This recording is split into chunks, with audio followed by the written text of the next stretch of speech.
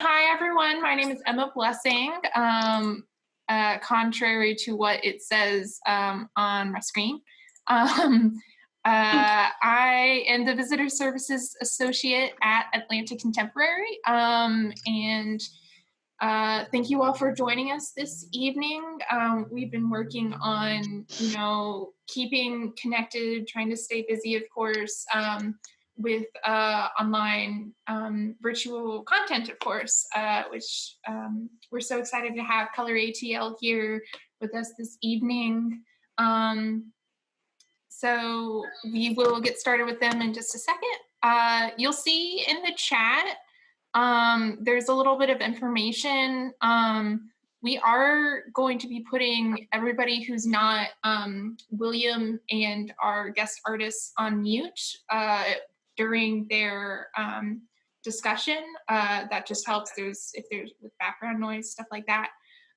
You're welcome to put a question in the chat, and I will try and ask it for you if you don't want to speak. Or we will be having an open Q&A section a little bit later, so you can unmute yourself for that. You'll also see in the chat, we've shared our quarantine playlist from Mike Stasny. So if you want something to listen to while everything's muted, we recommend that. Mike Stasny's been having he's been making a playlist for us every week. So check that out. I also put a link in there to the ColorATL website where they have coloring pages to download. So if you don't have anything to color right now, you can grab that. So yeah, again, thanks for joining us. Atlanta Contemporary has been putting out a lot of content for while everyone's home. Definitely continue to check that out on our website. It's going to be atlantacontemporary.org. This Saturday, we're actually going to do a workshop with Discrit. They do a lot of events with us. They're hosting a Trend Forecasters workshop based on the book, The Trend Forecaster. We're also going to be sending out a survey soon I see that the chat is empty. It might be because I pasted it in there before I opened the talk. So we'll try that. There we go. Okay, cool. That should be it. Thank you. So yeah, tune in on Saturday. Sunday, we're going to be sharing a movement love video. That's normally a yoga program, but they've turned it into kind of a mindfulness workshop for this weekend. We hope you keep checking us out, keep checking in with us during this very, very weird time. So with that, I'm going to turn it over to William, who is with us from ColorATL. ColorATL, we've been working with for a while now. Fantastic organization. I love it whenever we have their workshops. It's always very positive. Love sharing conversation with everybody in the community and an artist, of course. So we will get started if William wants to take over. Hello, everyone. Thank you, Emma. And thank you, Emma and Atlanta Contemporary for making this happen, because none of us are pros at digital interfaces, not this early in the game. So thanks for working out the kinks and helping to host it and provide a space for this to happen. Again, my name is William Massey. I'm coming to you from South River Gardens in South Atlanta. I hear that it's fun to show everyone your surroundings, so I'm going to do that real quick so you know where I'm at. We're on the back porch. We've got our some local artists here working, and then also my wife Molly, who is creative, but she wouldn't say she's an artist. Nope. And the beautiful little backyard. We also have in here, I don't know if you can see, but there's like 5 baby chicks right in there. Just so you know. Okay. So So we're making space today, here now, to just take a couple of hours when you can come and go as well, to just relax and create. Us as artists know that it is good for the soul, and that's why we make art. But a lot of people don't realize that just watching a palette or a page go from blank white to all different colors by your hand, by your choice, calms the soul and grounds you where you're at and just promotes peace. And that's why ColorATL started in the first place, was because myself and a few artists were volunteering around town because we know art is good. And we went into health facilities and rehab facilities and homeless communities, and we just made art with people. And it like changes things. It changes communities. It changes individual days. And we wanted a way to like encapsulate that creative goodness, that peace that art provides, and be able to send it off into even more places. So that's where the first ColorATL book came into play. Now we have 2 books, and we have another project unveiling next year. So we'll have well over 100 artists by next year. Right now we have 87, and it is just a way to get people coloring where they're isolated or in a difficult situation, and also get some exposure and like better connectedness with the Atlanta art scene. So if you have a book, wonderful. If you don't, I just want to show you, like, for every work of art that is in the book, next to the page, you have a little bit about the artist and where they came from, how they got to be doing what they do, and why they care. So it's just like, you know, we drive by murals all day long and we see like, oh, wonderful art, but we don't know why, and we don't know who, we don't know how. So we just want to break those barriers down. But above all, we want to create spaces for community and creative relief, and this is a really special way to be together while we're apart. So I just want to say that anything you do is just right for this time together. If you have a coloring book, whether it's ColorATL or not, color, wonderful, that's awesome. If you want to color the artwork from the 4 artists that are sharing tonight, there is a link on the chat, and it's also on the event page. Emma will be reposting these since new people probably don't see the past chat. So we'll continue to keep that fresh. And you can download those pages, print them off if you got a printer. I don't, not too many people do. So if you download them, we've also a couple of apps that will help you get started, whether you have a laptop or a mobile device. And you can upload those pages onto an app and color them there. Last but not least, I'm going to be sharing with artists, and artists will be sharing every 20 minutes. So this Meet the Artists series, we have 4 artists, Angela, Davis, Johnson, Rachel, Eleanor, Julio, Ceballos. Is that correct, Julio? I've always wondered. Yes, you got it. Ceballos. You sound like you're from there. Good. I've known you for 6 years and I've never checked in with you, so thank you for that. And last but not least, Peter Ferrari. So it'll be a joy to hear from the artists about just their art in general, how they got to be doing what they're doing, but as well as what the last 4 weeks have been like for the creative process. So I think I've gone over everything. I don't want to spend this whole time talking. I want to give us all room to create. So whatever you're doing, enjoy yourself, take a breath, grab a drink of water or one of those specialty martinis that our mixologist Erica Moore gave the recipe for. And again, there's a playlist by Extremely Michael. I recommend you turn on some music and kind of zone out and color and enjoy yourself. Thank you for being here, and we'll be back in 10 minutes to introduce you to our first artist, Rachel Eleanor.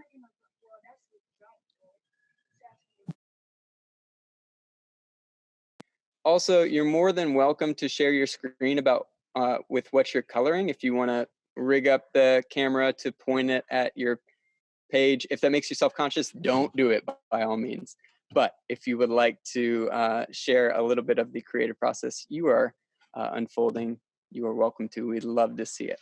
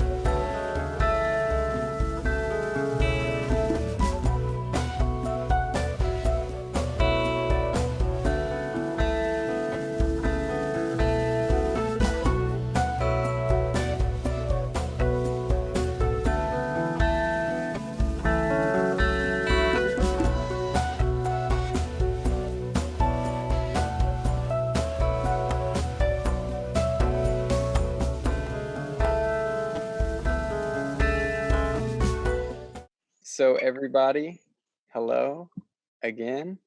If you're just joining us, my name is William Massey, and I helped start ColorATL in 2016. I'm probably gonna have to say it a few times, so excuse me if you were here from the very beginning, and get ready for the error at repeating. ColorATL exists to connect artists further out in Atlanta and beyond, and promote the peace of creativity. Honestly, we were made for a time such as this, where people are isolated, people are stressed, because there is something so cathartic and therapeutic about just seeing something come to life before your eyes by your own hand. Whether you think you're an artist or not, it's just good to create and to see colors unfold before you. So thank you for taking time to just relax and step away from the news and step away from the rubber gloves and the masks and just be still with us tonight.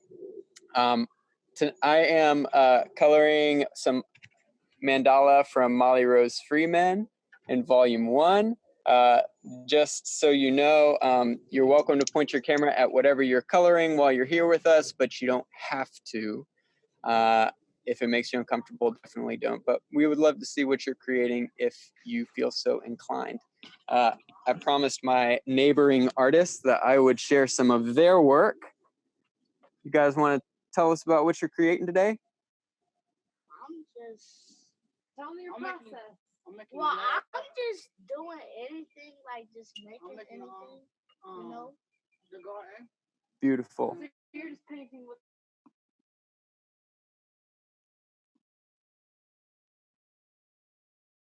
Sure. Beautiful. And one more artist I want to introduce you to. My internet connection is unstable. One more artist I would like to introduce you to is right here, Rachel Eleanor. Can you say hey so you pop up on the screen? Hey everyone. So Rachel Eleanor is a local Atlanta artist. I won't even try to do her justice through a description, but she is a friend. She is an amazing artist of many sorts, and it's good to have you. So thank you for taking time to share with us today. Hey everyone. Hey William. So I just want to kind of open it up for you to share a little bit about you personally, your creative process, and how you got to be doing what you're doing. But first of all, and most importantly, what's been the best part of your day so far? Oh, best part of my day so far. I was on a big Zoom call with a bunch of really encouraging small business owners. I was in a plywood people like layers group. So we were all checking in with each other. And at the end, everyone went around and gave like lightning round advice for everyone. And I just got a ton of really kind affirmation and advice that was really sweet and then kind of overwhelming. And then I had to take a walk. And so that was the best part of my day. That sounds amazing. Maybe if you want to copy and paste your notes on the chat so we can all get encouraged later. That would Yeah. Awesome. Well, so you consider yourself a small business, is that correct? And I suppose it's a little bit of everything. I guess I am technically a small business owner. I would just primarily call myself an illustrator. Yeah. But I make money from it. So, gotta pay taxes. Awesome. Well, you don't got to, but I'm glad you do. So, I think people see artists in many different lights, of course, but I don't think too many people in mainstream society see them as small businesses, even though, of course, we are. So can you just share a little bit about how you got to be doing what you're doing and where you are today as a small business artist? Absolutely. It's so funny because I think I'm on the road to wanting to be more of like a small business. I'd love to have more things, actual things to sell. Right now I work primarily digitally. So a lot of times the pictures that I make are things I'm posting online. And if you want them, then I have to do something special to get them printed. But more and more I'm wanting to make space to do traditional printing and make things that people can hold in their hands. My background is I went to, I studied studio art in my undergrad. And then my first job was working at the High Museum of Art. So I have a background in museum education, and that was really cool. So I got to spend a lot of time around artwork and tried to do the be an artist thing, but be responsible. So I was like, oh, I'll go work at a museum. And the whole time I was drawing. And I thought, okay, maybe I'll try to go back to school to study graphic design. And so I studied graphic design and I learned a lot about branding. And the whole time I was drawing. And finally, after graduating, and I had background working with small business owners and indie craft experience, and they're all about like small businesses and crafty people, and I loved that. But I kind of never gave myself permission to do any of that until one day I had a friend that I trusted a whole lot because she's kind of a toughie. So I always respected her for giving me honest advice. And I asked her, is it crazy that I have a wonderful job in graphic design and I work with amazing people, but all I really, really want to do is be an illustrator? And she kind of stopped for a moment and said, you could start tomorrow. And that's kind of how I got here. Was I said, you know what? You only got one life. So I'm going to go for it. So that's sort of how I got from here. A lot of encouraging friends and mentors along the way. That's awesome. So with the work that you create now, how would you describe it? What are is there any overlying themes? Is it different from project to project? And what would you want people to experience through your work? Oh, well, my motto for my life and my work is delight and disarm. So if you ever see my work, it's going to come across as very warm, kind of silly, quirky. Sometimes I get the word whimsical. And then sometimes a little creepy, a blend. And I think what I'd love for my work is for that delight element, for you to come in, my work makes you smile, and then you're disarmed and ready to maybe have some harder conversations or think about some tough things. So some themes that go across all of my work I've been finding are wellness and like emotional wellness. For me, I found that drawing is, I love this quote, drawing is just another way of keeping a diary. And I found that that's something I love to do in my work, is to tell stories and help myself and others be honest and vulnerable and try to live a little more slowly and be a little more empathetic. So, you'll find in a lot of my work, I've been making my own personal mythology. So you're going to see a lot of knights and warriors and pilgrims and people going on quests. And I've kind of made it this puppet stage where I'm using that to process real life things that are going on. So I watch the news, and then I'm going to do some pictures, and there's going to be a pilgrim going on so I kind of think about, I'm sending characters out on quests, but the quests aren't like fighting dragons. You're more fighting like personal grief or learning how to process through anger or fear or what we're seeing on the news. So that's me. That's awesome. Well, the last thing I want to ask, and I'll ask all the artists this, is kind of based on what you were getting at towards your previous response. What have the last 4 weeks been like for your creative process? Just in short, has it been like a boost or a detriment or both? What's it been like for you? At first, I will say it's been draining, because I think a lot of us are dealing with our own anxieties, and I feel like a great deal of sadness about our world and the people that are suffering, all that stuff. And I don't want to bum everyone out, but that, I think that's a real job of the artist, is try to be empathetic and to be a voice to what it feels like to be human in this world, and to try to tell the stories of people who can't tell stories and tell our own. So I've been feeling all that a lot. So that has slowed me down. In a lot of other ways, it's been nice, because I feel like the whole world is finally operating at the pace that I like to operate at, which is very slow.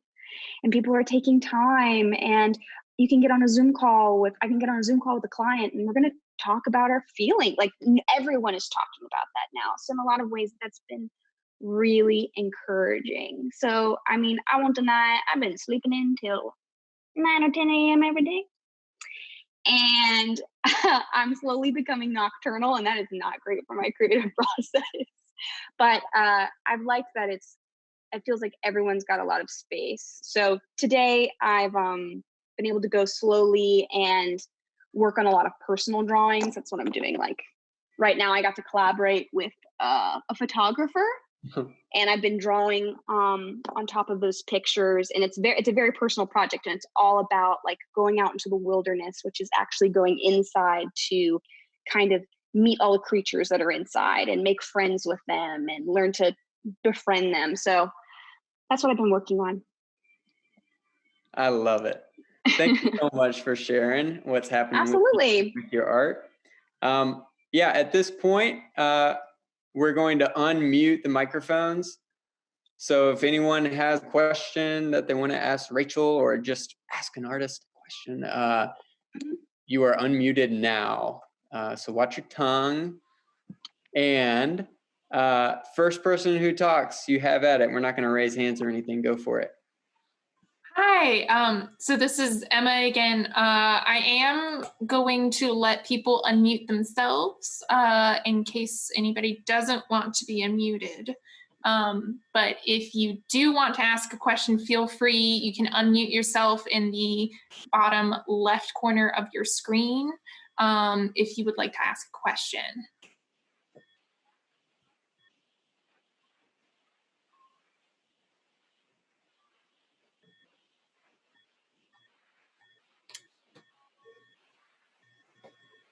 I know I had a question for Rachel. You said that you were trying to tell stories for people who can't, and I do think it's so interesting right now. I feel like we're all hearing a lot of stories about people who can't really tell their own very well right now. That's kind of, that whole situation is kind of increased a lot during this whole time. What makes you kind of drawn to one particular story to tell? There's, so many ways that people can share right now. So I'm curious what draws you to one particular story. Oh, that's a great question. I think it's a very intuitive, visceral thing. Like the podcast, This American Life, I think does like a wonderful job of telling stories that remind us that we are all human.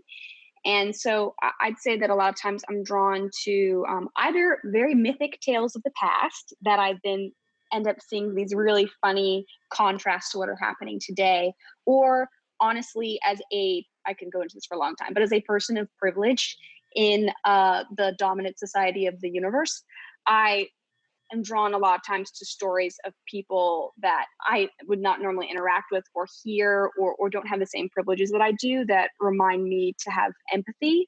And I think that's like something that I'm intentionally consuming a lot of the time, is like, what are voices that I need to be listening to, not trying to tell their story or speak into it or anything. That's just a story I'm trying to listen to. And then a lot of times those communities are the best people to be telling their own stories, but I can talk to people in my community about it.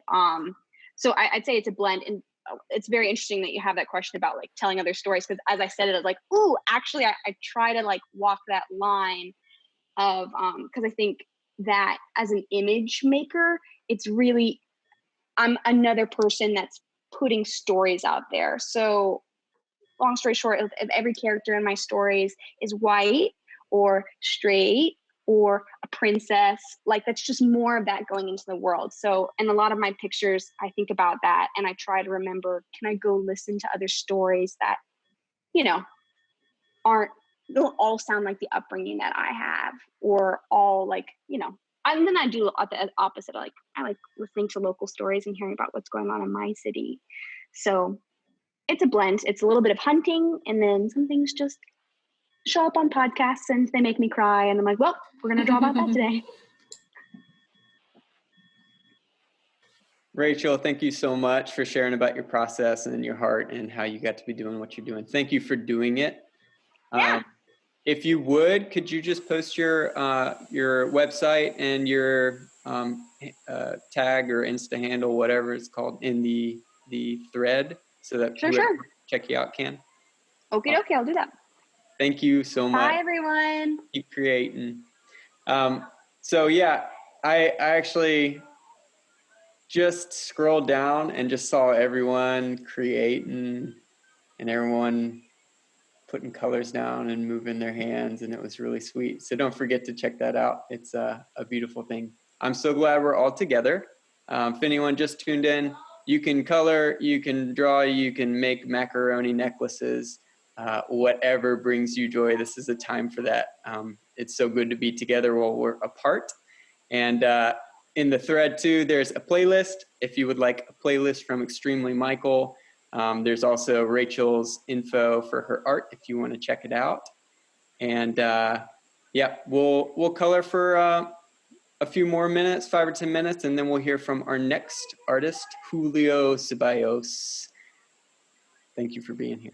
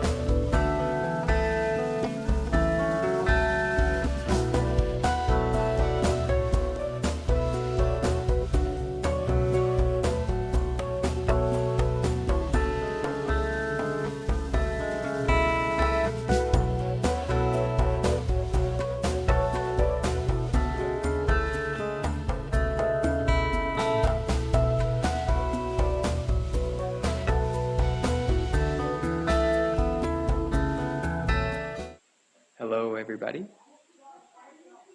I'm here to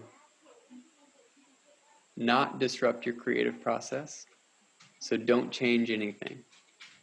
But I am going to introduce to you our next artist who's going to share, that being Julio Ceballos. Hey, Julio. Hi, everyone. How's it going? Oh, didn't see you there. Just hanging in the studio. Yeah, in my office. It is good to see you, brother. Thank you for signing up and tuning in and being willing to talk to a screen, knowing and trusting that there are people on the other end. It's all good. It's the new norm, right? That's what they call it now. Yes, this is my first, honestly. Yeah. Yeah, but we're getting the hang of it. You're a natural. So, just so everyone knows, if anyone jumped on recently, this is just a couple hours to color, create, zone out. And we're going to be hearing from, well, now remaining 3 artists every so often, just to give you a little taste of the creative process, to hear about some local artists. So Julio, thank you again for being here. I would like you to tell me the story behind your t-shirt to start us off. My t-shirt. I wore this t-shirt specifically for this event because I was going to show off my friend Edgar Lutima. He makes these shirts, so a lot of his artwork looks like this. It's sort of natural elements kind of combining to make other shapes. You'll have mythical creatures. This one's a heart made out of veggies, and a lot of vegans and vegetarians compliment me on it. I bet they do. That's beautiful. Yeah. What's his name again? I'm sorry? What's the artist's name again? Edgar Lutima. Edgar Lutima. Mm-hmm. All right. Feel free to share his link or website in the comments after we're done. For sure. Cool. So Julio, how did you get to be doing what you're doing as an artist? Very supportive parents. Yeah. I've always been inclined to draw and to make, just create things. I mean, like Play-Doh was a favorite thing of mine. So like just making things was a big part of my childhood, and my parents always encouraged it. So when I went to go study art and whatever, it was with full support, and they were always kind of championing the stuff that I did. So I think from there, I mean, it was just a natural inclination to create and to draw. And then when you're encouraged to do that, you just keep doing it, and you practice, so you eventually get better at it. And I was just lucky. I was lucky to have a good support group in high school and in college too, and just the community in Atlanta. So it's all helped me kind of go on this trajectory. That's beautiful. You mentioned the community in Atlanta. Do you feel like the Atlanta artist community, or just community in general, has been impactful to your art? Yeah, definitely. I always have this joke that graduating college was kind of like the saddest part of my life, because it was all about, I loved being in the studio, and I loved being around people that were interested in art and having critiques and all stuff. And once you graduate, they just kind of throw you out into the real world, and all that's kind of missing. But through, connecting with artists around Atlanta, and then the community that supports it. Not everyone's an artist, but everyone does contribute in some way or another. Mm-hmm. So places like Mammal Gallery were a good place for me to sort of jump into and continue learning from other artists and collaborating, and just all the events around the city. It seems like there's always an opportunity and something to keep you engaged. And for me, I don't know. It helps to have other people involved as well. It's not just me locked in my room working. It's important to share it. Yep, I agree. I always say that Atlanta is like the most supportive city for artists. Is artists supporting artists, and Yeah.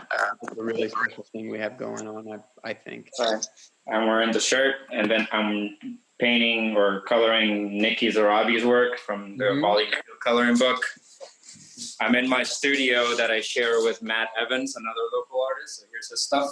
Yeah. And we just get in here and work in this lab. Actually, let's go embarrass him a little bit. Yeah. I think he's in the kitchen, but he's outside where he's working on he's been painting and repainting the same board this entire time that we've been out here quarantining. So does he need another board? No, actually we have boards. We have stuff to paint on. He specifically wants to just repaint the same thing over and paint over the same thing over. It's a process, we're trying to come up with different ways to do things.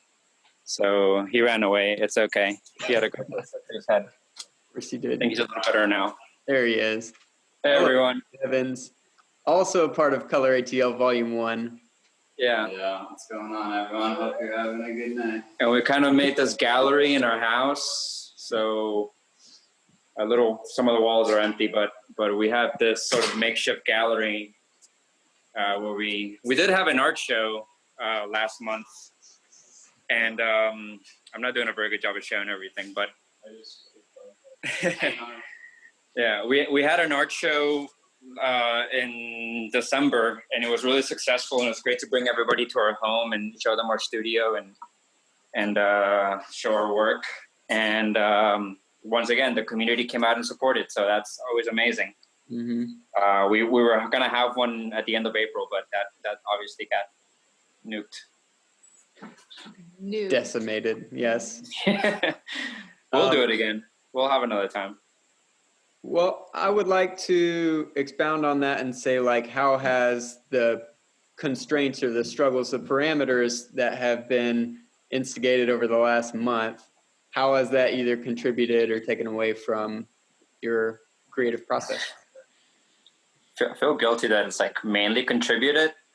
Yeah. I've had so much time to work on pieces that I've been putting on the back burner for other reasons because of projects or work or paid gigs. So it's, there were other, there was a fundraiser that I was going to be part of that I was sad that got canceled, but it has been good to be home and create and make things. I've been cooking a lot. We've been cooking a lot, and which is a new sort of reward because everything tastes so much better once you were able to make it. We wanted wings, so we just made wings, and we were pretty proud of ourselves for how great they were. We even made homemade ranch. So just little things like that help pass the time and kind of give you a new perspective on what to really value. So for me, it's been pleasant. Yeah. Luckily, I've been here with other creatives, so it's good. Yeah, I agree with that tension of this is kind of closer to the life that I want to live all the time. And there is anxiety and stress and struggle for everyone and fear. And for sure, it's I feel bad for enjoying parts of it, even though, of course, it's the other side of it isn't great too. It's weird. Yeah. Yeah, but it's the days are blending together a little bit, but it's okay because there's nothing kind of really scheduled anytime in advance. So yeah, I have one question that popped into my head. Just thinking about work and how a lot of us can't work. You have a really particular setup where your job is actually making art, even though it's not really your art, and then you get off and then you make art, which is your art. Can you tell a little bit about that? Yeah, well, it's I work in art production, so for the hospitality industry. So, hotels and lobbies that just need some sort of splash of color and things around. It's a strange niche market that I'm lucky to have found, but it's sort of like an art gem when I go to work because it's a studio. I have the things that I need to work on, but there's always new challenges and clients may want something particular, and you just kind of have to like figure out how it is that it's going to be made and manufactured in new mediums that I've never been exposed to before. So, you know, I get paid to learn. So I'm very lucky for that. And then I come home and take everything that I learned, and hopefully if I still have some energy at the end of the day, I'll come in here and apply those new lessons to my own ideas. Awesome. Thanks for sharing. I'm going to open it up. If anyone has a question or anything they're burning to say to Julio, you will be unmuted, or no, you'll have to unmute yourself and then just go ahead and ask.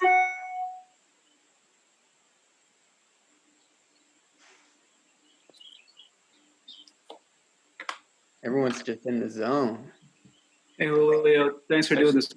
Hey, I think it's pretty rare to hear, well, maybe not rare, but I feel like majority of, especially immigrant parents are really tough on their kids on like not being an artist, because I know that's kind of a thing. How does that like change your progress, and like, do you ever come in contact with other immigrant parents that like, what do you tell them in that process, like, and how it's helped you having that? Yeah. I actually just kind of asked my parents that question a lot, because like moving to a new country with like a young child, I can also see their perspective of like, I didn't do all of that just for you to poop around or something. But I talked to them about it. They were very open to like, it was like the land of opportunity. So every opportunity would be something new. I do know other people that, and this is where I feel very lucky that I had the upbringing that I did. It was because I have met other people who showed me their drawings, and when they were in elementary school, and they're like better than anything I did back then. But their parents were like, no, you're gonna go get what they call an actual job. Yeah. and they just didn't cultivate, they didn't grow that, so it was a matter of chance. I could have had parents that were like, nah, don't do that, or better get something more serious, more concrete, which I also understand. So I think there's an artist in everyone in a way, and it's a matter of whether you continue to draw or not. That's awesome, man. Yeah. I'm hoping we play with her all the time, and she's only 2 right now, and she's a really good painter already. She does better than me. I had one other question. Your like the eyes that you do, like that's really intricate work, right? Like how long does like the piece that you just posted, like how long did that take you, and like from start to finish? And is there like any inspiration behind like those pieces, the ones with the eyes specifically? Can you get the camera to it and give us a little close-up on what you've been working on? Yeah. I'll just flip the camera over. Okay. So here's an eye. It's actually roots of like a tree, like the bottom of a tree, that kind of grow around the base of it. And my inspiration is nature seems to have this sort of like the elements of design are sort of similar in all of them, like the way a tree or a river meanders through a landscape sort of looks like veins to me, or capillaries in the lungs. So there's all these sort of similarities. So I'll just try and kind of blend them. Like this one's a bush, but it's also in the shape of a heart. It's all about sort of finding those ways where I can blend 2 things that don't really have anything to do together, but in fact they kind of do. Like everything's connected in a way, which is kind of corny to say, but it's more or less the idea. How long does it take me? Well, now that I have all the time in the world, I did the underdrawing of this. I drew it out first and like fully rendered, and that took me about 5 days. And then I just started glazing and doing paint with oils, and I've been at it for about 3 days. So I'm thinking maybe I'll be done if I keep at it like this. Maybe like in a week or 2, it'll be to a spot that I want it to be. They're never really done. You just sort of go until it feels like it's done. You go until you start messing it up again, and then that's when. Nice. Awesome. Thanks for answering. Yeah, no problem. Julio, I've got another question from Angela in the chat. We heard you mention the wings, but Angela was wondering what other things you've been cooking. Or the other things I've been cooking, we tried ramen. So the trick with all this is trying not to go to the store, because that's just essentials only, right? So we're not gonna go out because we need a specific type of seaweed. So it's just do whatever you have and finding exceptions and stuff like that. So we did ramen. The wings were pretty good, and I was pretty proud of homemade ranch, which turns out is just mayonnaise. I didn't know that. I'm still learning about America. I didn't know that. And what else did we make? I made some mole pulled pork. Yeah.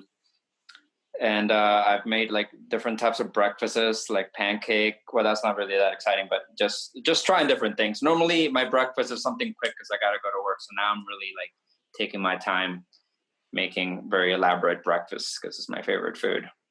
And I'll do it at noon because I don't wake up early anymore. We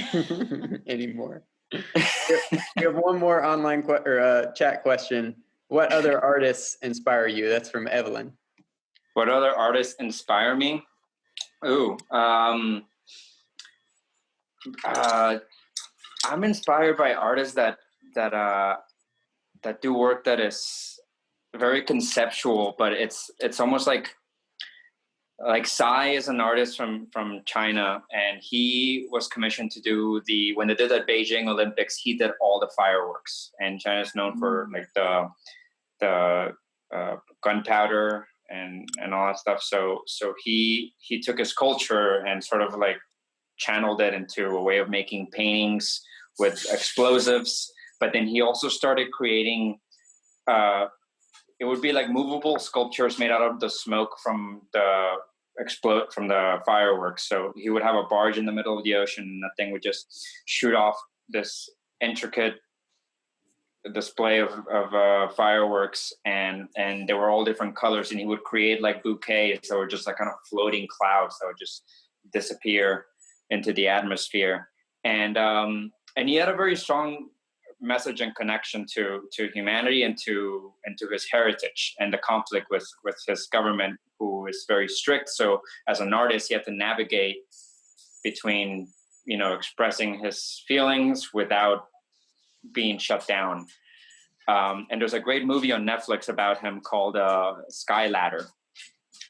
So I really love when artists just go beyond rectangular canvas, when they take their idea and really expand on it. It's not something that can be sold or anything like that. It's like something you have to just experience. How do you spell Psy? I've seen the documentary. I forget though. You saw the documentary? Huh? I think it's CA.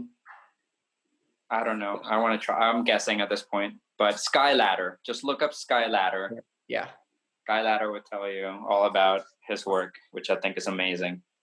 So it's nothing that I'm ever going to recreate. I don't consider, when I see a work of art that's like, oh, I want to try that. I don't know if that's the same type of inspiration, but when I see something that really like just stuns me, yeah, that's what's really impressive.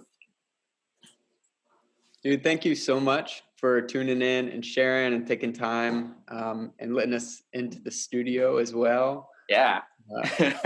Appreciate what you do and that you can continue to do it, dude. You're a good friend and an awesome artist in Atlanta. One of the most supportive, and like you will show up relentlessly for everyone who is in this with you. So thank you.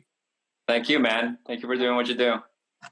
Yes, sir. And if you could you just post in the chat a link to your website or your Instagram, whatever you'd like to share, so people, if they want to get in there and check it out. Yeah.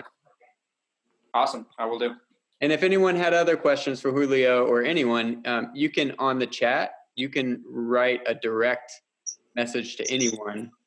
So if you want to ask questions, you're welcome to do that and open up little mini conversations. So thank you, Julio. So we're going to take another 5-10 minutes, just create, doodle, relax, color, breathe. And then I'll hop back on here with Angela Davis Johnson. There is also the links. If you're just tuning in, I see a couple people just hopped on. There are links posted to the thread. We'll repost them so the newbies have them too, to a playlist from Extremely Michael, as well as a link to pages, coloring pages if you do not have a coloring book that you can download or print out, as well as some links for apps that you can upload the artwork onto so you can color. Aside from that, this is the time to just relax, be still, and enjoy yourself. So I'll be back in a few minutes. Thanks, y'all. Hey, William, are the new coloring books available for sale, or is there a way to pick them up by any chance? So as of now, we are still shipping out books. I've kept it to only Thursdays, so I'll go in just on Thursday and pack any orders from the previous week and send them out.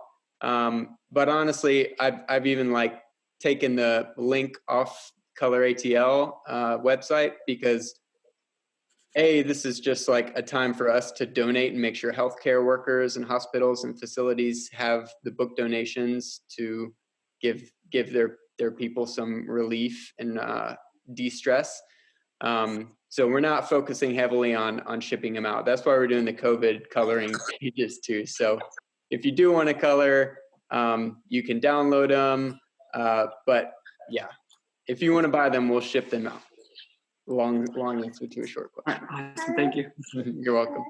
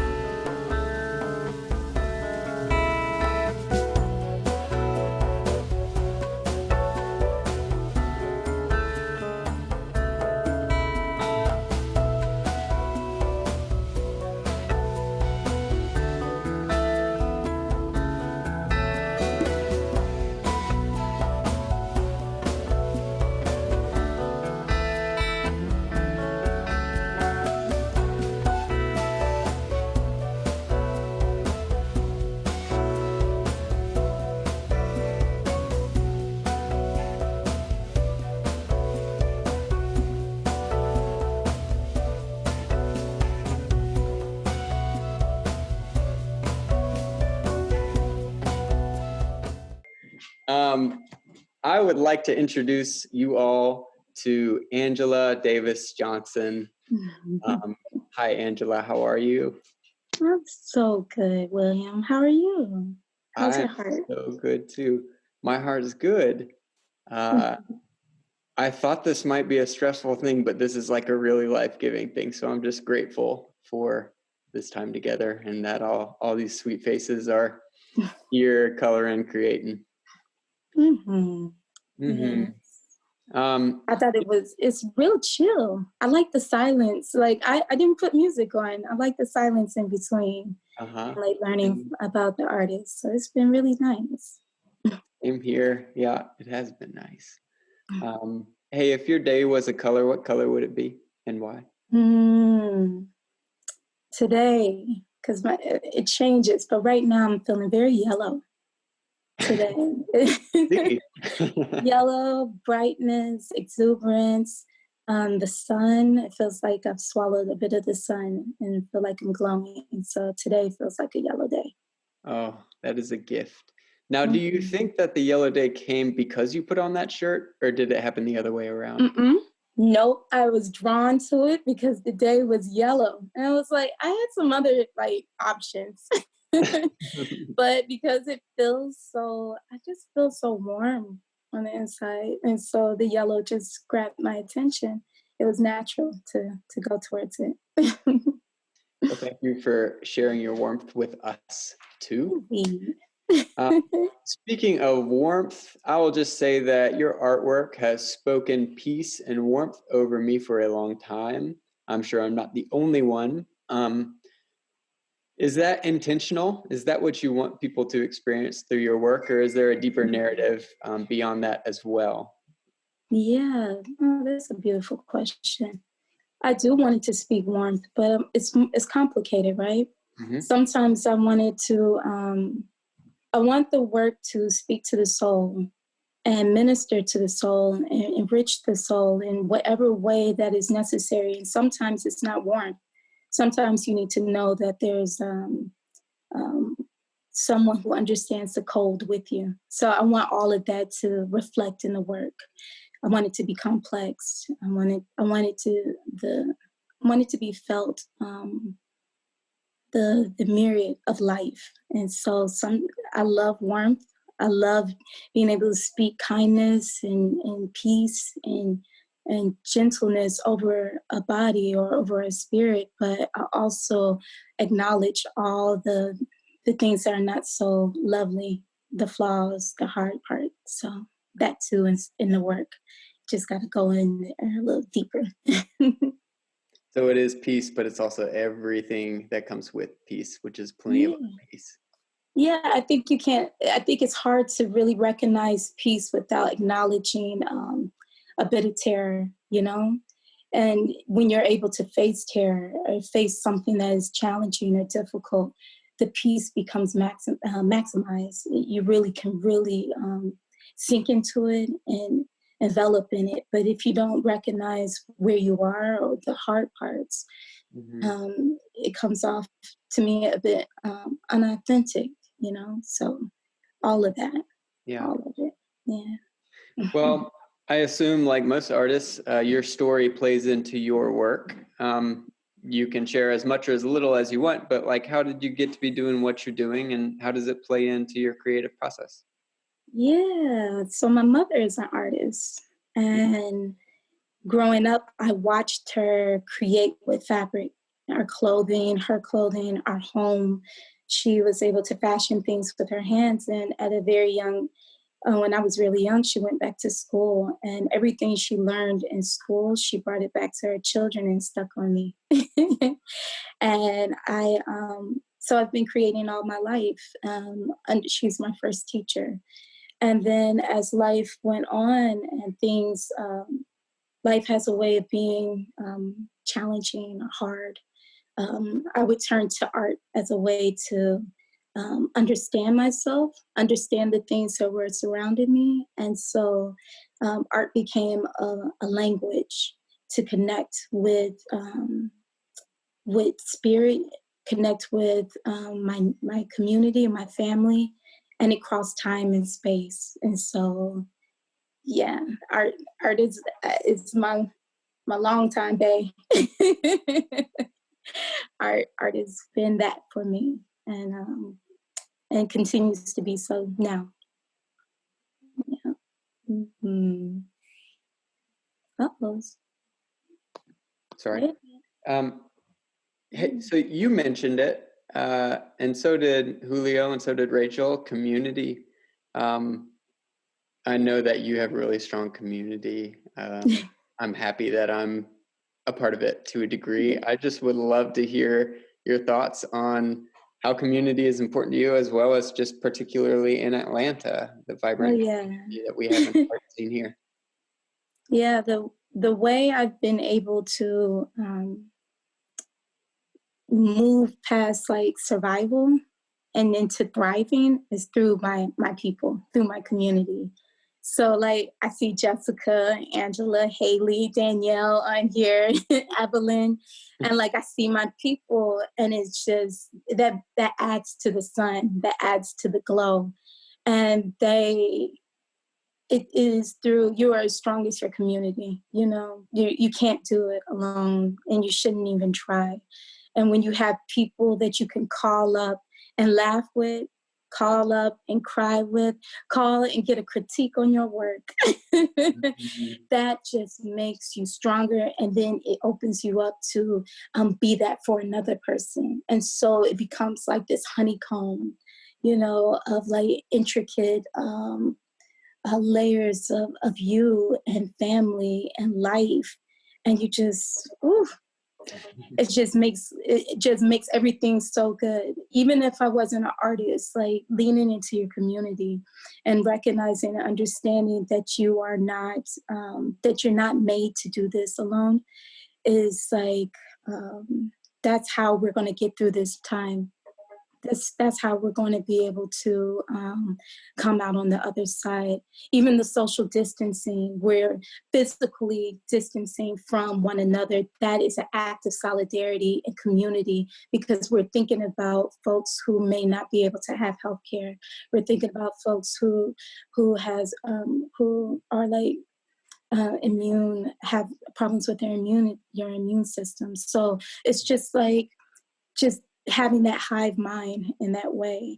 And how that played out in Atlanta for me, like I had no idea that I would gain so many friends moving to Atlanta. You know, having friends as an adult is a lot of work.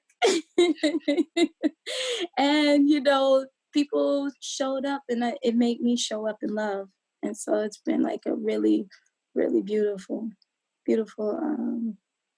time, beautiful way of unfolding and learning myself, and especially through art. Yeah.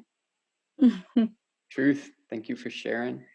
Well, speaking of people and community, I would love to open it up if anyone has a question or something they want to share with Angela. Unmute yourself and have at it.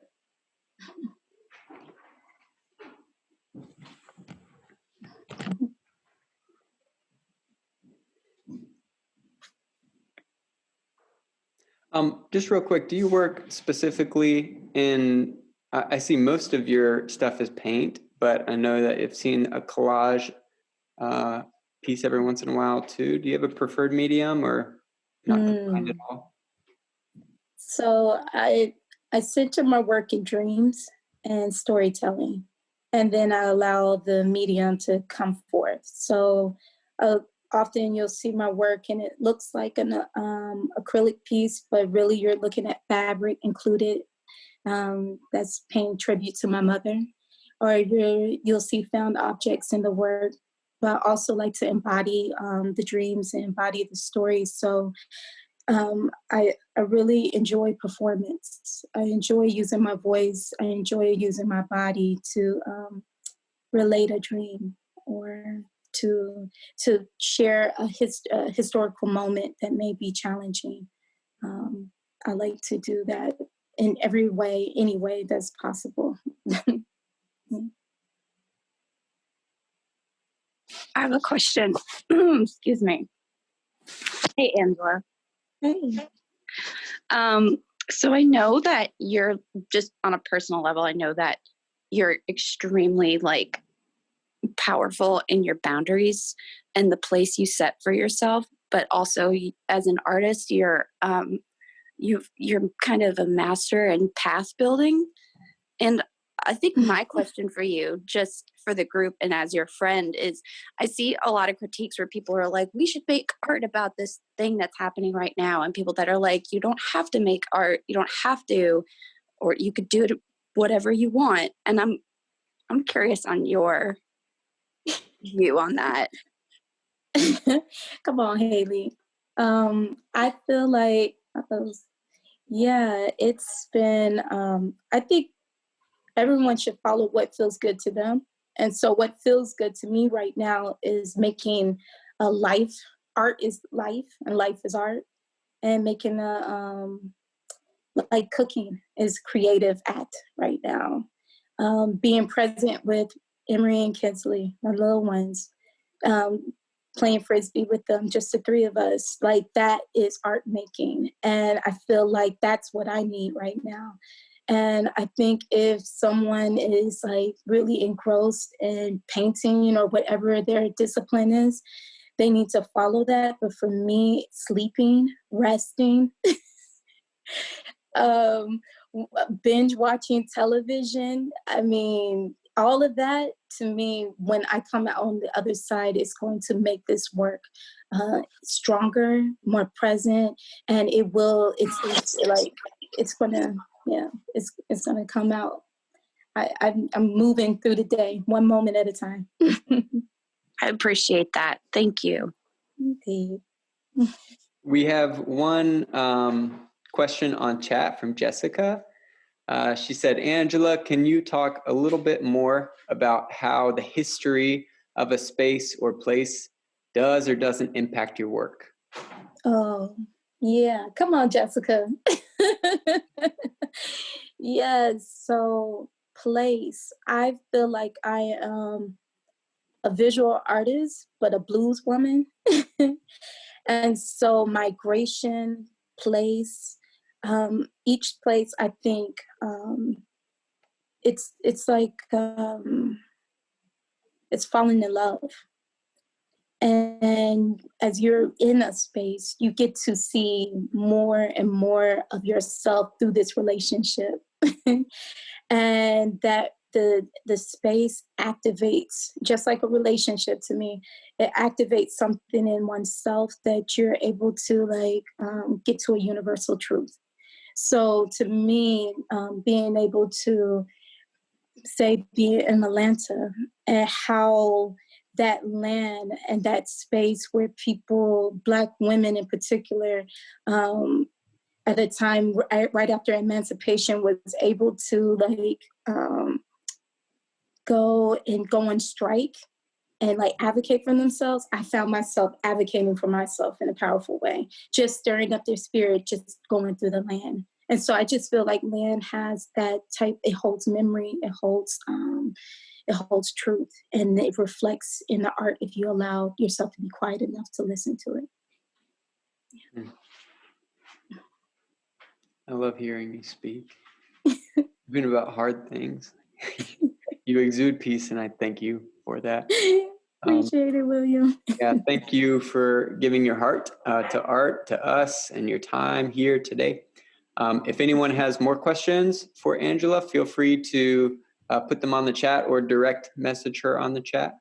And we will mute, and 5 more minutes of coloring, relaxing, and we'll hop on with our final artist for the night, Peter Ferrari, who has been cranking away. But turn on that playlist by Extremely Michael. I feel like I'm like, and enjoy yourself. We'll talk in 1 second.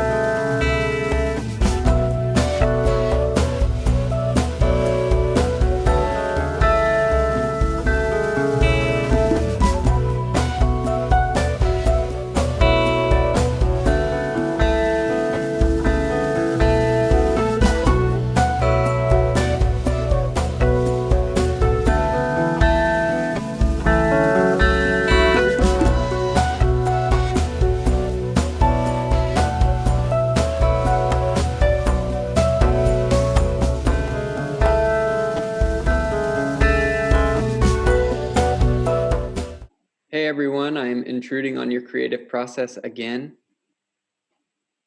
I wanted to say thank you, Jessica Caldas, for remembering to ask Angela to put down her information.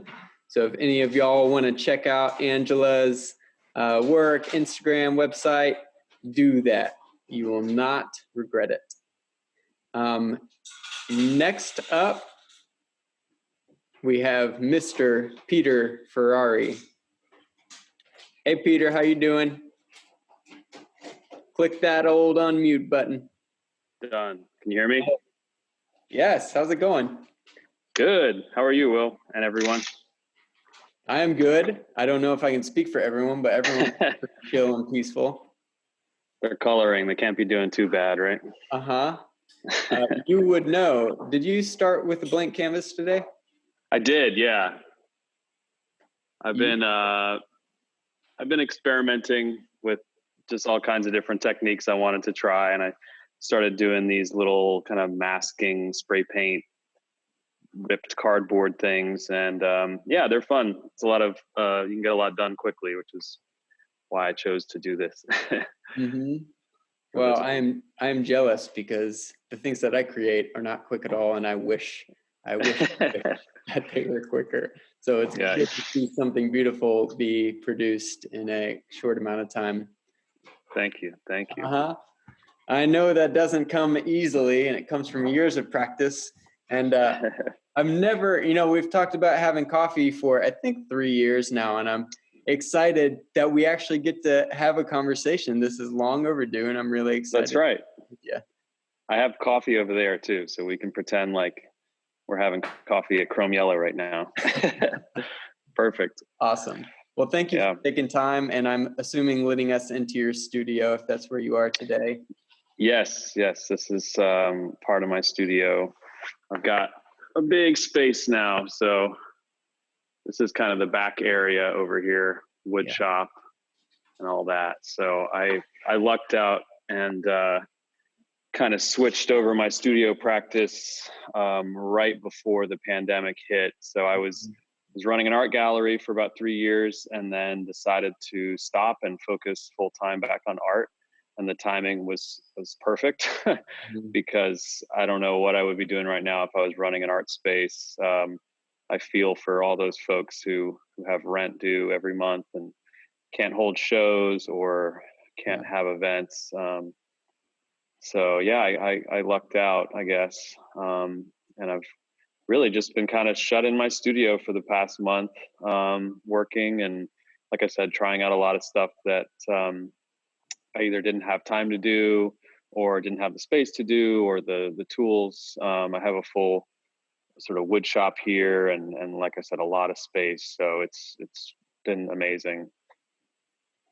So you're one of the many who feels a lot of like gifts in this very surreal and scary time. Yeah, I mean, I think as artists, we all are kind of uniquely prepared for this kind of thing. We need solitary time. We need time to ourselves to think and work and not have distractions. So I think when this hit, a lot of us were kind of like, all right, I'm gonna dig in and I'm gonna start making work, and I'm gonna use the time to sort of expand my vocabulary and my aesthetics. Yeah. And yeah, I definitely had a few big things fall through, and that was really disappointing. I was supposed to be painting a mural out in Holland, and that had to get postponed to September. And I was going to be doing some live painting for March Madness, and that got canceled. And I had a shirt that was supposed to come out. So there's a bunch of stuff that just kind of got, thrown to the wayside or postponed. So yeah, you got to kind of make the best of it, and I think when you're an artist, you're, like I said, kind of uniquely prepared for that. So yeah, I'm enjoying myself. I'm glad you can see some goodness in the midst of the loss as well. Absolutely. Yeah, I'm curious to hear more of like what you've discovered with the excess time to devote to the studio practice, and what the last 4 weeks has kind of unveiled in your personal process.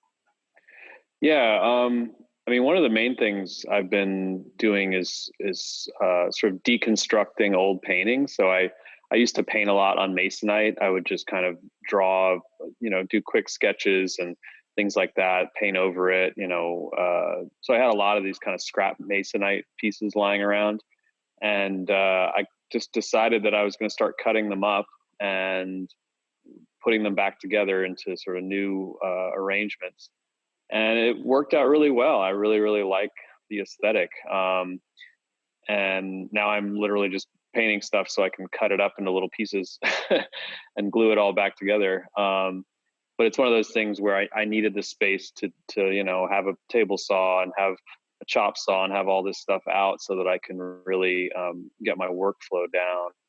And I think once you start changing how you're doing work and how you're making it, a whole bunch of other stuff kind of comes up, and you say, oh well, now I want to try this, I want to try that. It's sort of like you're reinterpreting your aesthetic with new tools, and that's been super inspiring. And I've just been, getting up in the morning and getting coffee, getting breakfast, and then just heading straight to the studio. I'm the only one here, so don't worry. I'm still quarantined.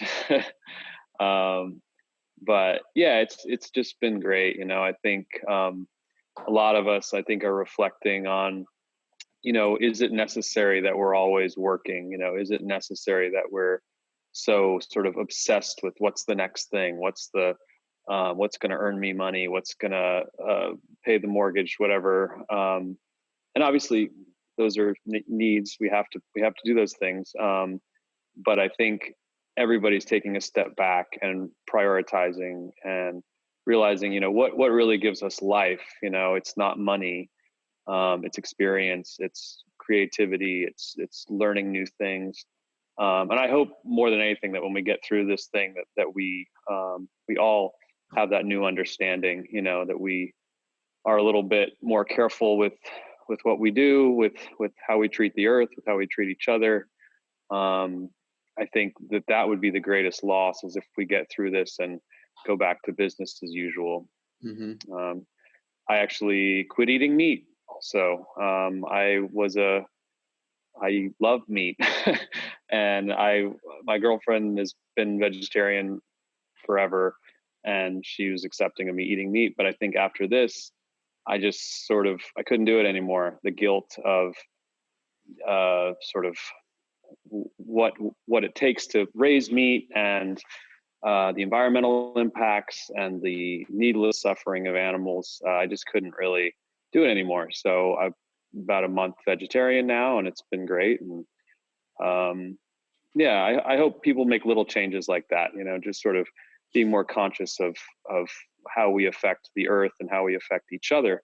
Because if nothing else, this showed us that we're really just one living organism, and when highly connected. Yeah. Yeah.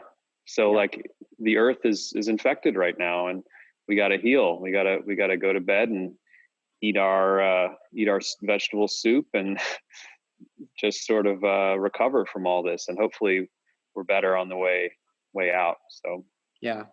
Well, you kind of alluded to it. I'm just curious. Me and Molly have been talking in other conversations too, of like, after this, we don't want to go back to the old normal. Like, we want to have grown and gained something. And we talk about like, what do we want to continue doing now, or continue doing moving forward, that we actually have space and time to do now? Do you have any thoughts on that? Like, what are you adamant about carrying with you when we can do whatever we want, when we can schedule everything we want and go anywhere we want? What do you actually want to hold on to in a year from now? Yeah, I mean, I think just acknowledging the value of solitary time, acknowledging the value of being on your own, reading a book, painting a painting, going outside for a walk, and just seeing how much value there is in that. I was kind of thinking about the irony of this pandemic is that, everyone talks about, oh, we're so connected, but we're all on our phones, we're not connecting in person. Mm-hmm. We're on Facebook, we're on Instagram, we're on Twitter, TikTok, whatever, and we're not connecting in person. And then the pandemic came along and said, all right, well, now you literally cannot connect in person. So what are you going to do now? And I think we all sort of gained a new appreciation for, getting together with friends, hugging your mom, just the things that we completely take for granted and that we've been taking for granted, I think, as a society. And now we have to see that it's not a foregone conclusion. Life is going to be different after this. So let's sort of really value those things that we may have squandered. Yeah, it's good. Well, I'm going to bring it back to the creative process only because as I was researching, actually, as I was trying to get a photo of you and the other artists for the promo material earlier this week, I stumbled across an Emory article, and I had no idea that you went to Emory and had nothing to do with art for a while. And it was, I just want to hear about how you got to be doing what you're doing and what you went through to get to be a full-time freelance artist. Yeah, I went to Emory for sociology, and then wound up graduating and being a Montessori teacher for about 6 years before that. So I was working with young kids and trying to sort of teach a peaceful way of life. And I was always making art. I made art through, my childhood and did some, graffiti as a teenager. And my mom, in a effort to get me on the right track, got me acrylic paints and canvases. And so in college, I started doing more fine art kind of stuff. And then I painted a mural in 2010 that got some attention with Living Walls and a couple of public art groups. And I basically was like, I'm going to just save up some money and try to make it a year as an artist and see what happens. And in May, that will be 10 years ago. Wow. Yeah. So yeah, it's coming up on a decade. And yeah, I mean, a lot of it is just kind of connecting the dots, a lot early on. It was definitely some famine and saving money and making sure that I've got a little nest egg to fall back on. Mm-hmm. And as it's gone along, you kind of build collectors, and your name gets in the right people's phones, and then they call you for murals and stuff like that. And yeah, I mean, it's looking back, it's definitely been interesting, and it hasn't been really a formula. There's just been I've been lucky and I've busted my ass. So I think those two things helped me out a lot. For sure. That's amazing. Well, speaking of your work, if you started with the mural scene, I know probably a lot of people would consider you a mural artist. We know you do a lot more than that. But what would you like to say to someone who just kind of passes by your mural and was like, oh, that's cool. Like, he's a graffiti artist. I mean, like, what kind of conversations would you like to have with the people who see your work on a wall and just assume that they know what you do and they know how you do it? Right. Yeah, I mean, the whole, what is graffiti, what is street art, what is mural, it's all pretty subjective to the average person. I mean, for me, I think graffiti, it's illegal. That's the bottom line. If somebody said you can paint this, it's not graffiti, it's street art or mural art. And I think, I certainly, there's a learning curve for me getting into public art and learning the whole ecosystem of graffiti writers and street artists and muralists and all that. Because if you step out of your lane, you can get in trouble, and people will destroy your work because you didn't follow the rules. So you can learn pretty quickly, what society considers graffiti, or what the graffiti subculture considers street art, however that works out. I always defer to graffiti artists because they have much less to lose, and they can wreck your work in about 45 seconds if they so choose. So you just have to kind of be conscientious, I think, of the whole ecosystem. Like I said, there's a lot of different players who are fighting for public space, including advertisers and including local businesses and everything. So I think just sticking to what you know and acknowledging and understanding the culture that you're in is very important. Yeah. Well, I could ask a million more questions, but let's open it up. If anyone has a question for Peter, feel free to unmute yourself, or if you'd like to post it in the chat. And we have our first question in the chat. Yes, I'll read it from Evelyn. Hi, Peter. How did your degree in sociology inform your artwork? You know, sometimes it does and sometimes it doesn't. I read a lot of sociology still. It's one of the just sort of things I'm most fascinated with. I have kind of two veins in my work. There's some stuff that is representational, and I have some sociological maybe points of view that come through in that. And then another side of my work that's purely aesthetic, purely ornamental, pretty stuff. I get a lot of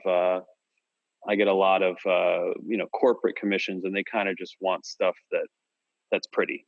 They don't want social topics necessarily. So, but you know, like I was a big Bernie Sanders supporter. We got out and painted all of one side of Krog Tunnel with Bernie Sanders for president a while ago. I've done a few different kind of art activism actions over the years. And, you know, I think public art in general is always going to be a social statement. When you make public art, you are giving away art for free to everybody that walks by.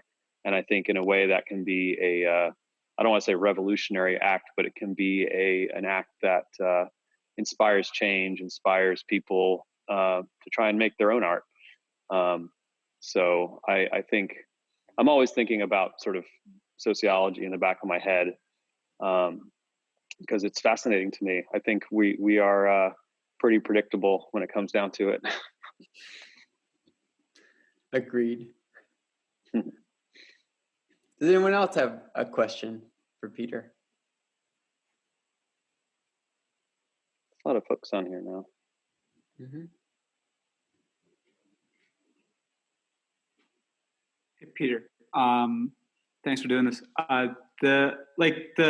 What inspires the type of art that's like right behind you? I noticed that that's also a similar pattern that you use like in a lot of your art, and I know it's even in the coloring book. Anything that you can tell us about like what that comes from, where that comes from, anything like that would be awesome. Yeah, I feel like I'm always trying to show movement. You know, it's sort of this ordered chaos. You know, there's kind of you think about physics when a river, you know, busts through a dam or something. To us, it looks very chaotic, but at the same time, there's these very specific rules that all matter has to follow. So I try and sort of, you know, draw that, or just try and sort of convey this natural, chaotic but ordered sort of look. I also think it's good to have some non-objective kind of abstract stuff that you can do, so you can fit into weird corners and you know, make your work kind of fit wherever it needs to fit. Yeah, it's odd, you know. I don't know exactly. It's something I've probably been chasing for the whole time I've been making art. Is, you know, what is that? And it's about flow. It's about movement. It's about change. It's sort of this. There's, you know, like I said, I think chaos that comes out of sort of living in a modern society. We have all these moving parts. Everyone sort of at the helm of their own little ship. And we're all trying to get somewhere. So that's sort of what it's supposed to convey, I think. Awesome. Thanks. And it's pretty. Yeah.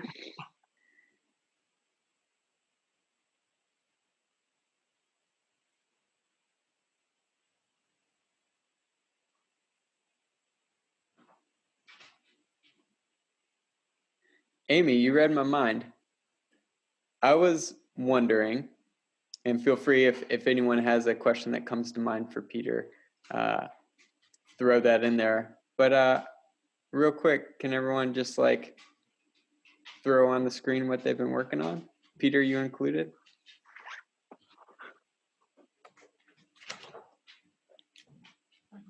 How you do it? Oh, why did I do that? How do you screenshot like that? Shift Command 3. Oh, I'm on an iPhone. Oh, no idea. Power and volume up. Volume up. Ooh. Or volume down. There we go. Share content. Screen, there it is. Jessica's drawing everyone on the screen. I love it. I love it. Thank you guys for sharing. Good times. Yeah, sorry to interrupt your flow, Peter. Thank you. Thank you for letting us into your studio. Thank you for creating the work you do, both on canvas and on the wall. And thank you for taking time to just share with everyone what it is that makes you tick and why you care about art and life. Thank you, William. As always, you're doing a great job. It's a pleasure. Well, I want to respect everyone's time. It's 8:02. I just want to say that you have a full license to not stop coloring after we get off of here. In fact, you can create anytime. I hope that this was cathartic. I hope that this either brought you to the space where you're at, relieved some stress. I knew that I was really tense earlier and I don't feel it now. So just if you're creative and this happens all the time, excellent. Keep on creating. If you don't make time for this enough, the option is always there. We're going to continue to have coloring pages on ColorATL.com, so you can download fresh pages to color every week from different local artists. And hopefully this isn't the last virtual installment with Atlanta Contemporary for this quarantine shelter in place COVID time together. So yeah, thank you, Emma and Veronica and everyone at Atlanta Contemporary for actually making this happen, hosting it on a platform and helping to just connect all the logistical dots. Thank you so much, Emma, and feel free to chime in here in a second if you would like to share anything. And Peter, just before you drop off, before we conclude, if you don't mind just sharing your website or Instagram or whatever, however people can keep up with you and see these new works that you're creating with the assemblage method, that would be awesome. Yes, I'll put it on the message. Perfect. And to all the artists, Rachel, Angela, Julio, Peter, gosh, we appreciate what you do for our city, for our souls, and thank you for tuning in and taking time to share your hearts today. We appreciate you. Thank you. And everyone who tuned in, thank you for creating and thank you for taking time to color. It is good. It is truly good. So we appreciate your support and being with us while we're not together. Emma, do you have anything you want to share before we cut them loose? Yeah, I'll close out really fast. Thank you again to you, William, for asking such excellent questions and for hosting all these artists. Really, everything you've done for us today is amazing. Thank you so much.